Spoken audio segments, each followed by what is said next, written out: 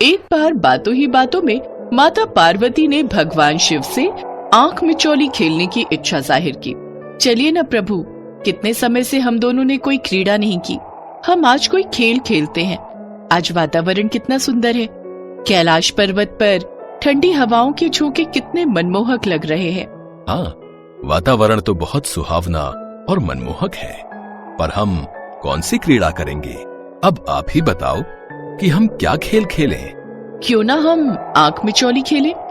कितने समय से हमने आंख मिचौली नहीं खेली। पर सर्वप्रथम आंख पर पट्टी मैं बांधूंगी ताकि मैं आपको जल्दी से ढूंढ सकूं। ठीक है देवी पार्वती, जैसी आपकी इच्छा।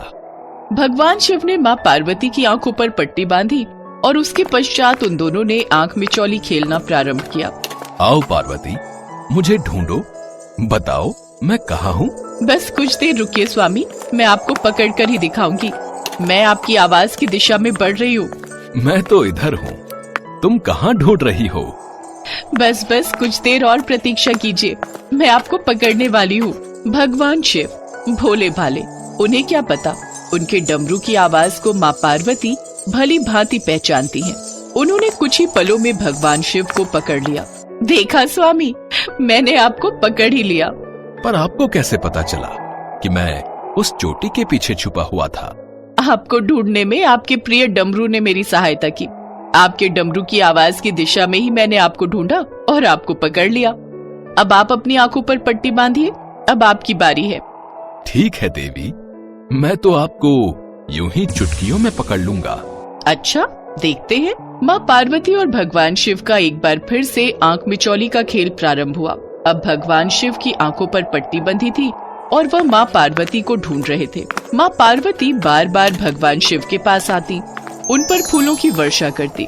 भगवान शिव उन्हें पकड़ने की कोशिश करते तो वह फिर गायब हो जाती। प्रभु प्रभु इस ओर, यहाँ मैं तो इधर हूँ, आप उधर कहाँ जा रहे हैं? देवी पार्वती को तो पकड़ना बहुत असंभव हो रहा है, अब क्या करूं? खेल भी तो खेलना है। तभी भगवान शिव को बालक गणेश की आवाज सुनाई दी। गणेश पुत्र, गणेश, जरा इधर तो आना। पिताश्री, आपकी आंखों पर पट्टी कैसे बंधी हुई है? तुम्हारी माता और मैं आंख मिचौली खेल रहे हैं, मेरी आंखों पर पट्टी बंधी है। मुझे तुम्हारी माता को ढूंढना है, तुम मेरी इसमें सहायता कर सकते हो। जरा देखकर तो बताओ, तुम्हारी माता किस दिशा में छुपी है? मैं उन्हें पकड़ लूंगा। पिताश्री, यदि मैंने आपकी सहायता की तो माता मुझसे नाराज हो जाएंगी, और वैसे भी ये तो खेल में छल हुआ ना, मैं आपकी इस छल में सहायता क्यों करूं? नहीं पिताश्री, मैं आपकी इस कार्य में कोई मदद नहीं कर सकता। ये खेल आपको स्वयं ही खेलना होगा। मैं जा रहा हूँ, कार्तिकेय भैया मेरी प्रतीक्षा कर रहे हैं, हम दोनों भ्रमण के लिए जा रहे हैं। अरे पुत्र गणेश, सुनो तो। अब क्या करूं? मैं पार्वती को कैसे ढूंढूं? तभी माता पार्वती शिव जी को आवाज लगाती हैं। क्या हुआ स्वामी, पुत्र गणेश ने आपकी सहायता नहीं की? मैं तो आपके समक्ष ही खड़ी हूँ, इधर, यहाँ। शिव जी माँ पार्वती को पकड़ने की कोशिश करते पर हर बार असमर्थ हो जाते। अरे प्रभु, ये मैं हूँ। माता पार्वती उधर हैं, आपने मुझे पकड़ लिया है। हाँ, ठीक है। इस पट्टी से देखने में मुझे बहुत असुविधा हो रही है, मेरी समस्त इंद्रियां भी काम नहीं कर रही। मैं अपनी शक्तियों से देवी पार्वती को देख भी नहीं पा रहा हूँ। स्वामी, जब तक यह मेरे हाथों से बंधी हुई पट्टी आपकी आंखों पर है, आपको दिखाई नहीं देगा। आपको मुझे ऐसे ही ढूंढना होगा, मेरी आवाज की दिशा में, इधर। भगवान शिव बहुत देर तक माता पार्वती को पकड़ने की कोशिश करते रहे, पर हर बार वह असफल हुए। अब उनके पास एक ही रास्ता था जिससे वे माता पार्वती को पकड़ सकते थे।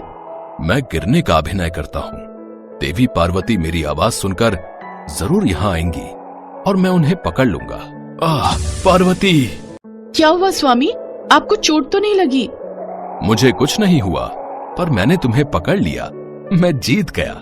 नहीं स्वामी, अभी अपनी आंखों से पट्टी मत उतारिए, अभी तो खेल समाप्त ही नहीं हुआ।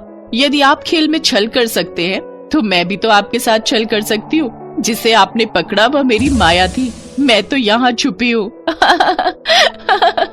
माता पार्वती जानती थी कि भगवान शिव गिरने का नाटक कर रहे हैं, इसलिए उन्होंने अपनी शक्ति से अपनी हमशक्ल उत्पन्न की और खूब जोर से हंसी। कुछ देर तक यह आंख मिचौली का खेल चलता रहा। भगवान शिव को एक और युक्ति सूझी। देवी पार्वती, मैं सोच रहा था मैं आपको ढूंढने में असमर्थ हो रहा हूं। अब ये खेल ऐसे ही चलता रहा तो मैंने जो आपके बारे में सोचा है, आज मैं आपको कहीं ले जाने वाला था। भगवान शिव के मुंह से इस तरह की बातें सुनकर माता पार्वती से रहा नहीं गया। अब वो भगवान शिव के आसपास ही घूमने लगी। आप मुझे कहाँ ले जाने वाले थे प्रभु? ले जाने वाला था, पर अभी तो मैं तुम्हें पकड़ ही नहीं पा रहा हूँ। अब जब तक ये खेल समाप्त नहीं होगा तब तक क्या ही फायदा ये बताने से कि हम आज कहाँ जाने वाले थे। बताइए ना प्रभु, मेरे मन में बहुत उत्सुकता हो रही है। हम कहाँ जाने वाले हैं? अब आप इतनी दूर दूर से मुझसे वार्तालाप करेंगी तो मैं कैसे बता पाऊंगा। माँ पार्वती ये भूल चुकी थी कि अभी तो आंख मिचौली का खेल चल रहा है। शिव जी ने उन्हें अपनी बातों में फंसा लिया और बस माँ पार्वती पकड़ी गई। ये पकड़ लिया मैंने आपको। अच्छा, तो आप जानबूझकर मुझे बातों में उलझा रहे थे ताकि आप मुझे पकड़ सको। जाइए प्रभु, मैं आपसे बात नहीं करूंगी। शिव जी ने अपनी आंखों से पट्टी उतारी। वे समझ गए थे कि माँ पार्वती नाराज हो गई हैं। अब उनके पास माँ पार्वती को मनाने का एक ही रास्ता था। अच्छा ठीक है, तुम जीती मैं हारा। वैसे मैं सोच रहा था क्यों ना आज हम स्वर्ग की सैर पर चलें। बहुत दिनों से हम किसी भ्रमण पर नहीं गए। भ्रमण पर? ठीक है, तो मैं अभी तैयार होकर आती हूँ। बस महादेव और माता पार्वती के बीच सुलह हो गई और वे दोनों स्वर्ग के भ्रमण पर निकल जाते हैं। सच ही तो है, पति पत्नी का रिश्ता ऐसा ही होता है। जहाँ एक पल में खट्टी मीठी लड़ाई होती है तो वहीं एक पल में एक दूसरे के लिए ढेर सारा प्यार उमड़ आता है। तभी तो ये बंधन 7 जन्मों का कहलाता है।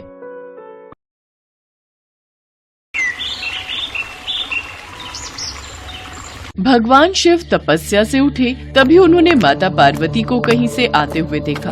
अरे देवी पार्वती, आप कहाँ से भ्रमण करके लौट रही हैं? देवी लक्ष्मी ने बुलाया था।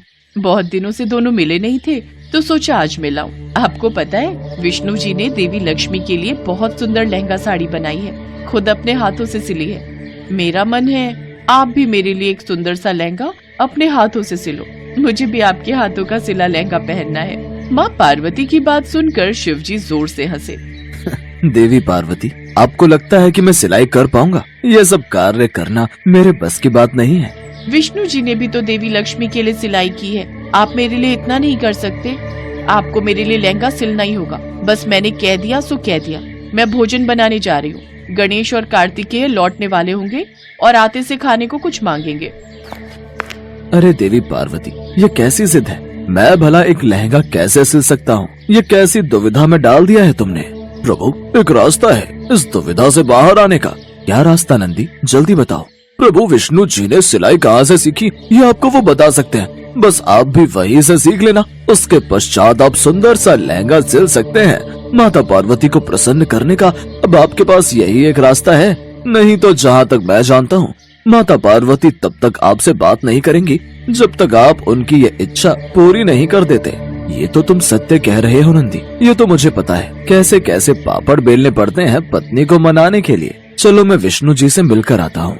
शिव जी विष्णु जी से मिलने पहुँचते हैं और उन्हें सारी बात कहते हैं। इसके लिए तो आपको यमपुरी जाना होगा, क्योंकि मैंने भी सिलाई यमलोक के दर्जी मंगत राम से सीखी थी। वो तो मैं एक दिन किसी कार्यवश यमराज जी से मिलने गया था। काफी समय से देवी लक्ष्मी मुझसे कोई भेंट देने के लिए कह रही थी। बस वहाँ मुझे मंगत राम मिला। यमराज जी ने बताया कि मंगत राम यमलोक का बहुत अच्छा दर्जी है और सबके कपड़े वही सिलता है। बस मैंने उससे सिलाई सीखी और वहीं मैंने लहंगा साड़ी तैयार की। बस वो उपहार देवी लक्ष्मी को बहुत पसंद आया। उसके पश्चात तो सारी कहानी आपके सामने ही है। ठीक है विष्णुदेव, फिर मैं यमलोक ही जाता हूँ। विष्णु जी से वार्तालाप करके भगवान शिव यमलोक की ओर चल पड़े। कुछ ही देर में शिव जी यमलोक पहुँचे। उन्होंने यमराज जी से अपनी बात कही। महादेव, मंगत राम के पास आजकल बहुत भीड़ है। स्वर्ग के देवताओं के साथ साथ नर्क के भी बहुत से प्राणियों की भीड़ उसके पास लगी हुई है। भीड़ पर क्यों?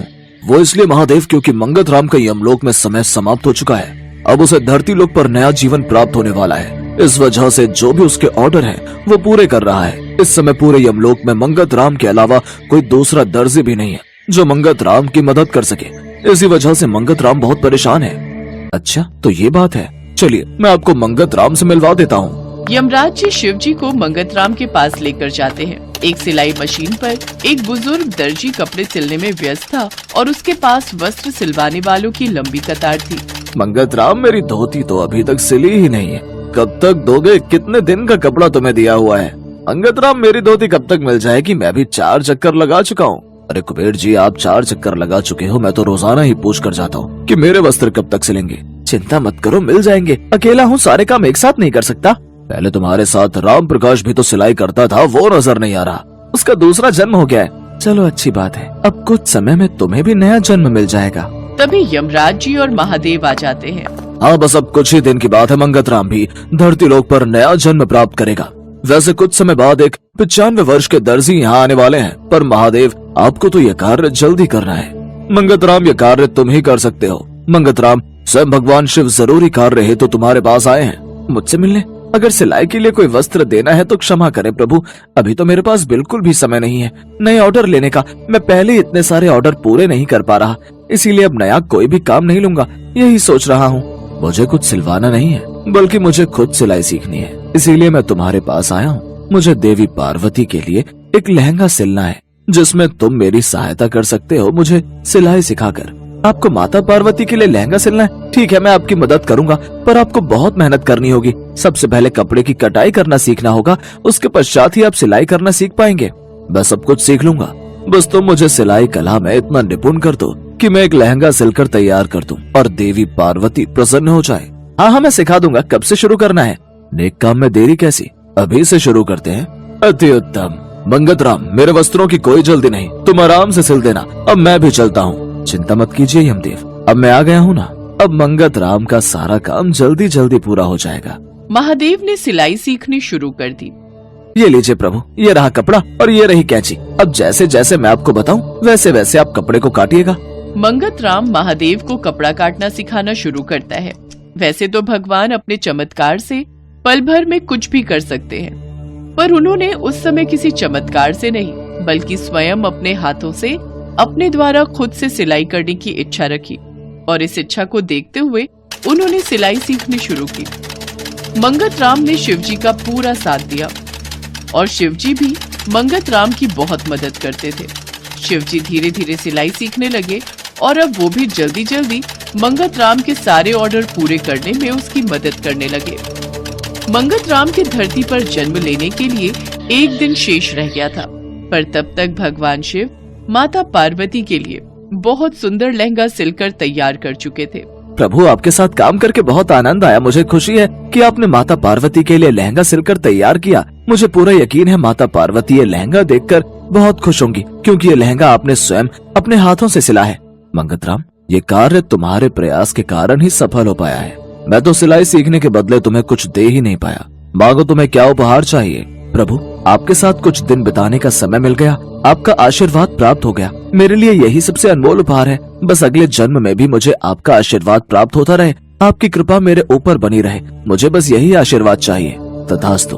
मेरी कृपा से तुम्हारा आने वाला ये जन्म बेहद सुखद रहेगा। तुम्हारे जीवन में किसी भी प्रकार की कोई कमी नहीं रहेगी। मेरा आशीर्वाद सदैव तुम पर बना रहेगा। जाओ मंगत राम, अपने नए जीवन की शुरुआत करो। मंगत राम को शिवजी के आशीर्वाद के साथ नया जीवन प्राप्त हो जाता है। उधर जब शिवजी वापस कैलाश लौटे और माता पार्वती को ये बात पता चली कि भगवान शिव इतने दिनों से यमलोक में रहकर सिलाई सीख रहे थे और उन्होंने स्वयं अपने हाथों से उनके लिए लहंगा सिलकर तैयार किया है, तो माता पार्वती की खुशी का ठिकाना नहीं था। वो खुशी से मुस्कुराती हैं और लहंगा पहनकर बहुत सुंदर तैयार होती हैं। भगवान शिव माता पार्वती को अपने हृदय से लगा लेते हैं और सभी देवी देवता उनके अद्भुत प्रेम को देखकर उन पर फूलों की वर्षा करते हैं।